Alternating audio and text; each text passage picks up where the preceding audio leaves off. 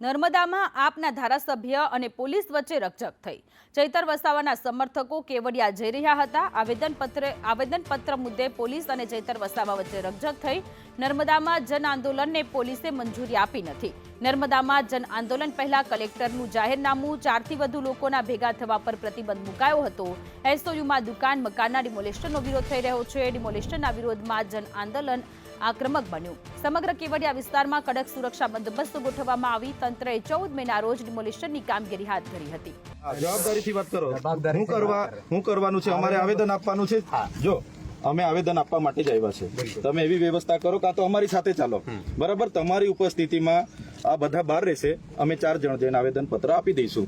અમારી જે રજૂઆત છે એ રજૂઆત તમારા સીઓને અમે કરી અમે રજા લઈ લઈશું। અમારે બીજો કોઈ उद्देश्य नहीं है यहाँ। चैतर भाई, अगर सिर्फ आवेदन पत्र ही देना है हाँ, बस आपको 50 जगह से लोगों को बुलाने की जरूरत नहीं है ना। हमेशा शो ऑफ स्ट्रेंथ करने की वहाँ जरूरत नहीं है। नंबर दिखा के वहाँ पे आपको प्रेशर क्रिएट करने की तो जरूरत नहीं है। એટલે તમે આજે કેટલા લોકો આવ્યા છો? તો તમે બી 2 જણ આવતા ને, આઈએસ આઈપીએસ नहीं, तो થઈને हमें आने की તમે કેમ 2 જણને લઈને આવ્યા છો? जरूरत क्यों पड़ती है? તમે બી કઈ હે તમે તોડતા નહીં, તમે આવતા નહીં। नहीं એટલે અમારા લોકો ડેમોમાં ડેમો છે, ભાઈ વટોલો કરવાનો છે। આવું નહીં કરો તમે યાર। પછી લોકોને એવું લાગે કે આ લોકો હું કામ લડાયા કરે છે। તમે સહકાર આપો, અમે રિસ્પેક્ટ કરીએ છીએ યાર। તમને સહકાર આપીએ, બધા પોલીસ અધિકારીઓનો રિસ્પેક્ટ કરીએ છીએ, વર્દીનો રિસ્પેક્ટ કરીએ છીએ, પણ તમે વારે ઘડી યાર અમારી સામે જ ઉભા રહી જવા તો કેટલું વ્યાજબી છે? સંવિધાન જેવી કોઈ બાબત છે કે નહીં? લોકતંત્ર છે કે સંવિધાનમાં જ્યારે કાયદો વ્યવસ્થા થાય ત્યારે આર્ટિકલ 19 તમે વાંચી લો, એટલે હું 19 વાંચી લેવાનું, તો પછી એમાં રીઝનેબલ રેસ્ટ્રિક્શન લગાવી જ શકાય। એટલે હું ડિસ્ટ્રિક્શન